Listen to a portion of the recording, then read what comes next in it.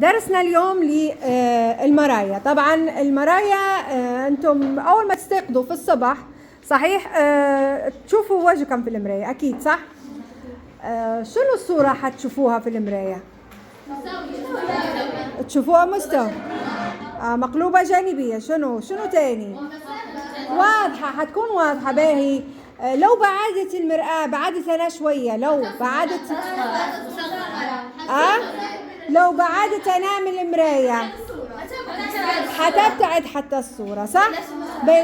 لو قربت أنا من المراية حتقرب الصورة.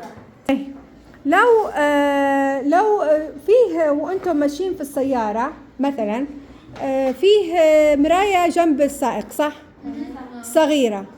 ليش حاطينها صغيرة؟ شنو تبين فيها الصورة؟ ما نعرف. الصورة اللي تشوفنها في المراية الصغيرة انت تشوفي باهي تمام. لو شنو سبب وضعها؟ شنو؟ انت شفتي الصورة فيها؟ شنو الصورة فيها؟ واضحة؟ الصغيرة صح شفتيها او مش واضحة؟ اوكي صح تمام. أنا اخترت مرآة مستوية عشان المرآة مستوية هنا ومعتدلة مش مايلة.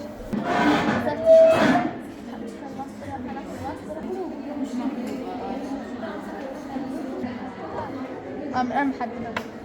المرآة المحدبة حيكون صورة أصغر.